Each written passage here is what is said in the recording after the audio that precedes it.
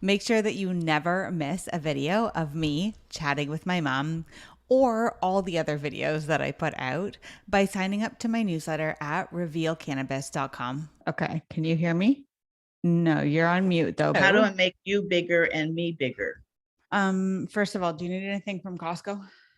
Yes, Costco. vanilla coffee, 2 bags. I just got bangs in my eye. Oh my God, I just hit my microphone that time. Are people searching for cannabis quotes? Oh my God, I'm going to look it up right now for you, Mom, because I can. Hold on a sec. Weed blankets. That's what you need to start making. You can sell them on Etsy. So your name's Barbara. I put oil in my stew this morning and I feel like it's really messing me up. Welcome back to another video at revealcannabis.com. My name is Andrea Maharg and I am a certified cannabis educator and coach. And today I get to interview my mom for Mother's Day. I always say that I have the coolest mom in the world. And today you're going to find out more about her and her cannabis story. She has been using cannabis since I was a baby. So, maybe that was my fault. And she's a daily user. It helps her mostly with pain and stress. And she's also the one who reintroduced me to cannabis when I was suffering from a really deep depression a few years ago. So tell me, when did you start using cannabis and why? Was it really all my fault? It's after you were born. I think there was just a new level of stress in the family. There's a third person, and our really good friends introduced us to it. And after a couple of joints, your father and I were giggling and laughing and having a great deal of fun. And we used to go to our friend's house and have a joint and then, have a good afternoon and come back. And then we got to the point where we began buying our own marijuana, and we would buy an ounce, a whole ounce. And it was, I think, $25 at that time, but you could buy groceries for $20 a week quite easily at that time. So we would buy an ounce of marijuana, and that would last us forever, okay? Because we only sort of did it on Saturday night and holidays and things like that. And that was the longest journey I had with marijuana. It was just an occasional use here and there. But as I began to get wiser and wiser, my joints began to get quite stiff. And I found that I cannabis. thought you meant your joints, like your joint. Yeah, I do. No, Arthritic. I thought as you were getting older and older or wiser and wiser, your joints that you were making began to get more stiff. And I was like, The why? answer to that is you're rolling them too tight. I know. I still Okay. haven't learned. Okay. Well, at any rate, you got to appreciate that all those years you were hiding the fact that you used cannabis. You did it secretly in the garage and you let the door open about this much so the smell dissipated. You didn't tell anyone that's what you did. I can tell you quite honestly, in my entire life, up until it becoming legal, I had purchased marijuana from only 3 different sources in my entire life, because you did it secretly and you did it with cash and you didn't share the fact that you did use cannabis. I'm so delighted, though, having used cannabis for all those years, to have learned so much in the last 4 or 5 years about cannabis. I know why it works now, and I know why I love housework weed, because if I'm just feeling like, I don't feel like doing anything, take a half a joint of housework weed and I'm good to go. I mean, honestly, I can get a lot of stuff done. I don't get lost necessarily in doing the housework, and it just works for me. I take very few pharmaceutical medications, and I'm kind of happy about that. Who knows what will come in the future? I don't know, but for me, cannabis is the way to go. I especially like oils that go under your tongue. They're kind of tidy and they don't smell a lot, and the effect lasts longer, and it's a different effect. I really like that. And I like edibles quite a bit too. They're my favorite ways. But if you want a quick get up and go, kick in the butt, you go get some housework weed and give yourself a half a joint and away you go. Smoke it and away you go. That's my journey for cannabis. But I have learned so much about it since Andrea started teaching me and others about this wonderful, wonderful plant. That's about me. Thank you. I remember when I was about 16 years old, I got invited to a cool kids party and I walked downstairs and all the teenagers down there were smoking something. And I was like, hey, I know the smell. My parents used to smoke these cigars. And everyone was like, oh my God, you idiot. Because, of course, it was weed and I didn't know. And you now use it pretty much daily, right? So Yes. you talk about housework weed, but that is definitely not all that you use it for. When you get to be at my level of wisdom, you're in the today and you either make it cranky and awful or you make it good. And for me, not being in pain and not being sore with my joints and my elbows and everything hurting, I would prefer to take this day and make it a day when I'm not hurting and just seize the day and use it. I don't know how many more days I have left. Nobody does. The good Lord's going to call you when you're ready and you don't have a vote. But while I'm here, I am going to use this magical plant to keep me stable and happy and out of pain and moving forward. All right, beautiful. You are pretty open now about your cannabis use. You live you live in a seniors condo complex in town here with me, and you haven't been shy about smoking a joint and offering to share it with your neighbors.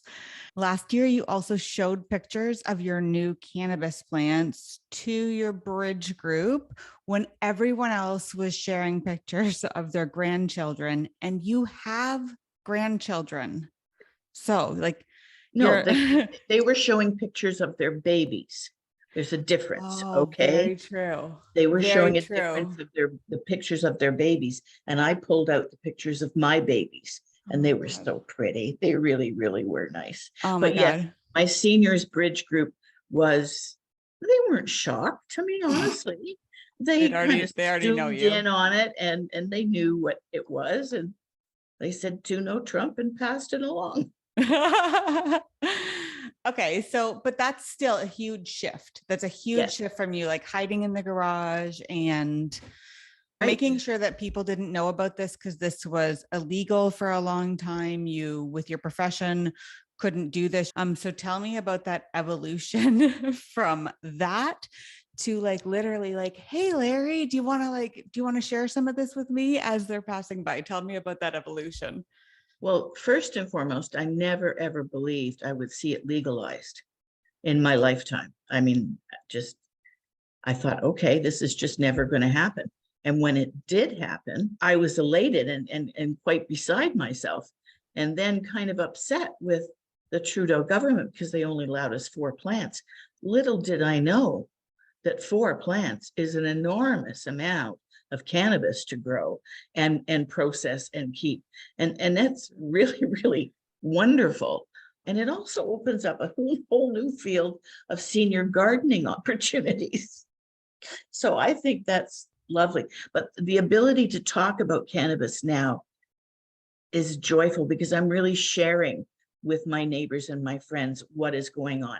They are mostly of the era that we were born in, that big pharma is good and, you know, the marijuana, the evil weed is bad. They just didn't have the studies. They didn't have the knowledge. They didn't have the publicity. They didn't have the money behind them. This is new. Our children and our grandchildren will grow up with cannabis being one of the legal substances that are being used to help people through their lives. The fact that we can now talk about it openly is genuinely wonderful. Neighbors in my street, they come down and they walk and they go, there's a skunk out here somewhere. And I just put my hand up and say, no, it's me. Come on over. I need to interject just because this irks me. I'm just about to publish a video after this. Unfortunately, even when these people were growing up, even your 80-year-old neighbors, we did have studies showing that cannabis could be beneficial for things and was not lethal and did not turn people into insane or lazy or ne'er-do-well type people. And it was a whole bunch of things that were told to us as propaganda is why your neighbors believe that. So I didn't want to turn this into that, but I just want to point it out that it was lies. That's why your neighbors won't try it necessarily. My book club is a really good example of that. One of the books we read was Going to Pot. And when we had the discussion, I took different kinds of marijuana there and different jars and had them sniff it and showed them what a grinder was and showed them where the keef is in the grinder, because that's what was in one of the recipes in the book. All of these ladies in my book club are in their senior years, like me. Only one other person uses cannabis in that entire group, but they were all curious. They all took the sniff in the jar and they all had lots and lots of questions. So I think the whole idea right now is to educate, and not scare people. Just tell them the way it is, you know? Last night we had Cannabis Club here at my house, actually, and you were here with me. And there was some new members, and there was one member of the community who's, I think she's like in her 60s or 70s. And you could tell that it was her first time at this type of cannabis club. And I was rolling joints for people around the table. And so there was like cannabis around and grinders and joint rollers, because I'm still no good at rolling my own joints. We were just talking about cannabis and smelling it. And it was like very normal for some of us, but very new for her. And I was watching her watch me roll joints. And I was wondering about just being like plopped into this as a senior who has spent your whole life knowing that this is like a terrible, evil drug. And then seeing like, oh, it's just a bunch of ladies who are kind of like me, who are just giggling around the table and chatting and drinking water, you know? That's right. They were all drinking water. Could I have more water, please? Yeah. Okay, fair. You were not drinking water. You were drinking your favorite cocktail, which is a tequila margarita with extra tequila. So, yeah. No secrets. Unless you're going to tell stories about my teenagehood, then all secrets. Well, we'll decide on that later. Okay. I'm the one who gets to edit the videos. Okay. So I'm going to link to that video, like I said. And I got some feedback when I sent out that video about you taking cannabis to your book club. So I want to tell you about some of the feedback I got. And I also got some questions for you. So Stacy B said, that was my favorite video. I love your cool mom so much. Her favorite video, mom. Like her favorite video. Good job. That's cute. That's really sweet. Yeah. Elaine said, I absolutely love your mom. You are so fortunate to have this lovely woman as your mom, Andrea. Side note, I agree. I get it. Super lucky. Thank you so much for sharing this video of her. She's a real trailblazer, and I'd like to know if she plans on becoming a coach herself. What amazing work she could do with her peers. The way she introduced the idea of using cannabis and shared it with her book club members was genius. She kept it light and informative and gently encouraging. I'd also like to know if she plans on sharing with them again.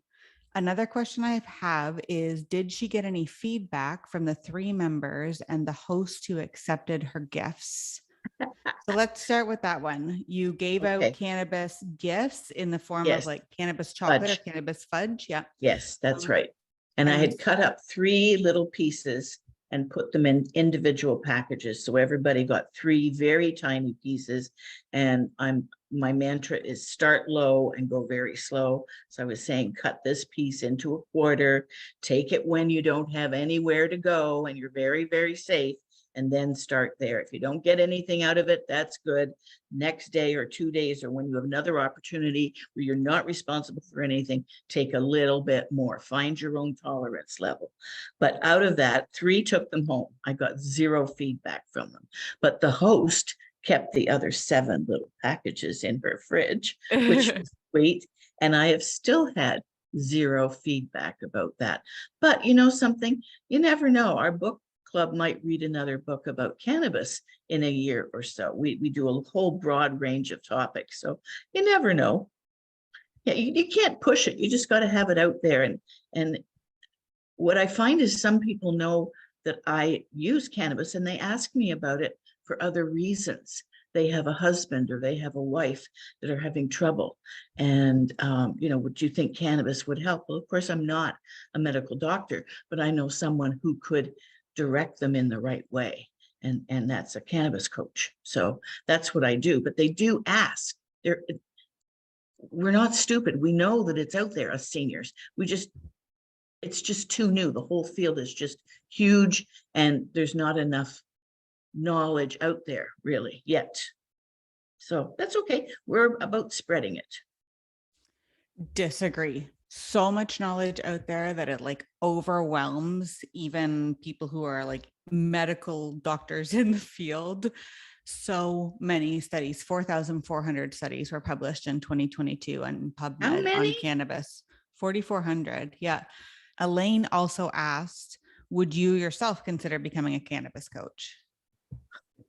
No, and I'll tell you why. I am retired and I am able to do whatever I want right now. And what I want to do is sew and quilt and play bridge. But mostly what I want to do is spend time with my child and my grandsons. Coaching takes a lot of time, effort, and learning, and I just don't have that. I want to do my passions. So that's where I'm going. Although someone else, yay, go for it. It's a rewarding career. We have plenty of seniors in the Cannabis Coaching Institute right now. It's so cool to see what they're all doing. Okay. Claire didn't have a question, but she said this. Hi, Andrea's mom. I'll be 73 very soon and appreciate you doing such a smashing job of what we call community education. Hooray for the devil's weed. I loved it. And Shannon said, oh my God, your mom is an inspiration. Her question is, what do you feel is the biggest barrier to getting women your age interested in using cannabis as a medicine? And how can we, as cannabis coaches and educators, she's also a cannabis educator, how can we bridge that gap? Wow, that's a huge issue. You're talking about a demographic of women that grew up either as housewives or the new generation of women who are housewives and full-time workers out of the home. And they have this amount of knowledge and experience that's crammed into their brains. And all of that does not involve new research, new learning, etc. They have been spending the last 5 decades or so of their life growing and caring for their family, which is why the family does well, because mom makes sure that everything goes well. You're talking about a demographic that hasn't spent a lot of time looking for information on how to help themselves. That's a really interesting point that I hadn't thought about your generation in particular, is that you are the first group of women who were expected to have, you talked about how like you were growing your great family, but you were also growing a great career at the time and trying to do, you have the same story that I do, like making sure that your house was like good, that you're keeping up with the Joneses, like you had to do all of that stuff. And you are the first group of women who had to do all of that. And you're just retiring now, and now you're sore or you're not sleeping well or menopause, all the things, and you didn't have access to the plant before. And you did have access to pharmaceuticals and you didn't have time to research. Of course, you didn't have time to research this. Just so you know, Mom, the comments on that original YouTube video are also filled with love for you. Is there anything that you'd like to encourage other seniors your age to do? Don't be afraid to try new things, is all I would say. Don't be afraid to try new things. When you talk to people in cannabis stores, they have also been hiding weed for 30 years. It's astounding to me how many closets and basements had tokers in it, midnight tokers in them. It just blows my mind away. Don't be afraid of it, is all I would say. Don't be afraid of it. Try it out in either any way you like, whether it's smoking or ingesting, oil or whatever, edible or something. Don't be afraid of it. Try it out. See how it feels for you. Hold on, we got to say goodbye or it's going to be weird. It's going to be weird if we don't say goodbye. Okay. Honestly, okay. Thank you so much for coming on and letting me interview you about this for Mother's Day. I do feel really lucky that I still get to interview you. So thanks so much for being here with us. And yeah, I love you. I don't get to end interviews with I love you. So this is awesome. Thanks. That's right. That is awesome. I love you too, my darling daughter. Bye-bye. Bye.